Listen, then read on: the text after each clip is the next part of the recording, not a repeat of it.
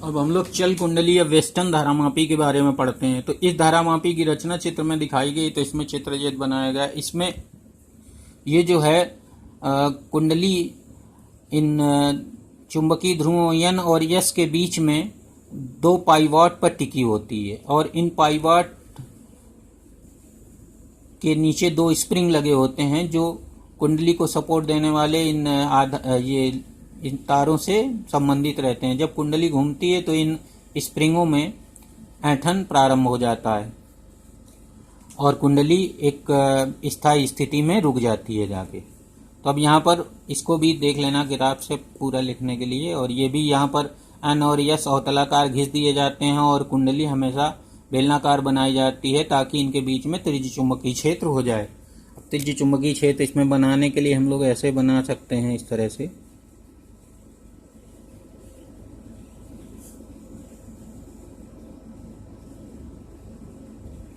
इस तरह से तो ये है इसका। अब ये पाइवॉट दिखाए गए हैं, धुरी या चूल बोलते हैं। इस पर ये कुंडली घूमने के लिए स्वतंत्र होती है और ये इसमें संकेतांक लगा है, ये इधर पैमाने पर चलता है आगे पीछे। तो इससे हम लोग धारा की दिशा और धारा का मान ज्ञात कर सकते हैं। तो इसका भी सिद्धांत निलंबित कुंडली धारामापी के सिद्धांत के समान है।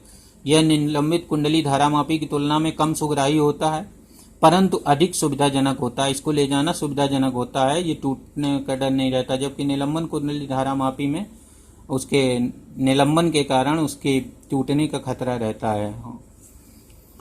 अब इससे हम 10⁻⁻⁶ एम्पियर से लेकर यानी माइक्रो एम्पियर की धारा को भी माप सकते हैं। इसमें नर्म लोहे की क्रोट C के कारण तथा चुंबकीय ध्रुव अवतलाकार होने के कारण जो ध्रुवों के बीच चुंबकीय क्षेत्र होता है वह त्रिज्य होता है। तो ये भाई बताया मैंने।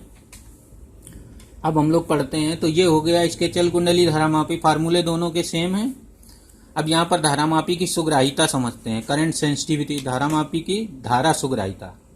तो धारा सुग्राहिता को कहते हैं करंट सेंसिटिविटी ऑफ गैल्वेनोमीटर। तो इसमें परिभाषा ये है कि प्रति एकांक धारा से उत्पन्न, यानी I नीचे रहेगा, प्रति एकांक धारा से उत्पन्न विक्षेप, जिसको हम लोग ऐंठन कोण कहते थे फाई, विक्षेप को धारामापी की धारा सुग्राहिता कहते हैं। तो φ/E लिखा जाता है और कुछ लोग इसको SI से लिखते हैं, करंट सेंसिटिविटी। तो यहाँ पर जो एकांक वैद्युत धारा से उत्पन्न विक्षेप को धारामापी की धारा सुग्राहिता कहते हैं, φ/I होता है। और ये हो जाएगा φ/I। तो I की वैल्यू अगर हम रखेंगे यहाँ पर तो आ जाएगा, या उसी संबंध से निकाल लेंगे पीछे, NAB/C।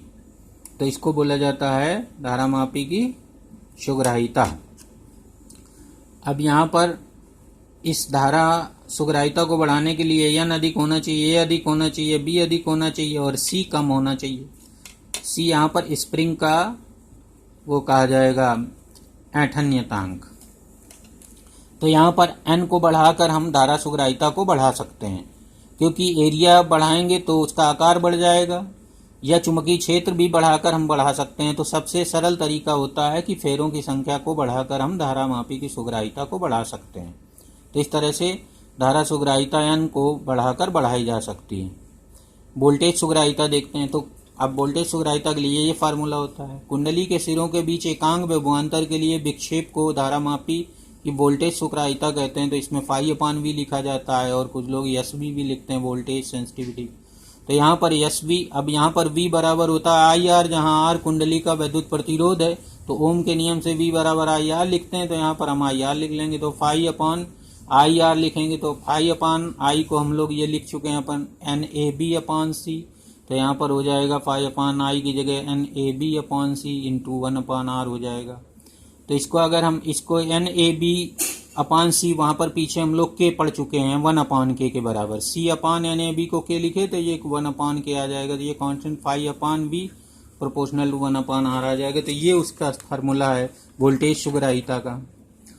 अब धारामापी के उपयोग देखिए। धारामापी परिपथ में श्रेणी क्रम में जोड़ा जाता है, इससे धारा की दिशा एवं धारा का मान ज्ञात कर सकते हैं। और दूसरा, धारामापी को किसी भी परास के अमीटर में बदल सकते हैं। तीसरा, धारामापी को किसी भी परास के वोल्टमीटर में बदला जा सकता है। तो ये अभी बदलना हम लोग अगले वीडियो में बताएंगे। अब यहाँ पर क्या, धारामापी की जो सुग्राहिता है वह प्रतिरोध R के व्युत्क्रमानुपाती होती है। यहाँ से अगर देखा जाए तो R अगर बढ़ेगा तो धारामापी की सुग्राहिता घटेगी। तो यहाँ पर जैसे हम लोगों ने देखा कि यन बढ़ाकर धारा सुग्राहिता तो बढ़ाई जा सकती है, लेकिन यन के बढ़ाने पर आर बढ़ जाएगा तो इसकी वोल्टेज सुग्राहिता कम हो जाएगी। तो इसलिए अगर वोल्टेज सुग्राहिता बढ़ाना है तो फेरों की संख्या नहीं बढ़ानी पड़ेगी, एरिया ए बढ़ाना पड़ेगा या बी बढ़ाना पड़ेगा। एरिया ए बढ़ाओगे तो क्षेत्रफल बढ़ जाएगा, बड़ा आकार हो जाएगा, तो केवल चुंबकीय क्षेत्र की तीव्रता को बढ़ाकर हम लोग वोल्टेज सुग्राहिता को बढ़ा लेते हैं।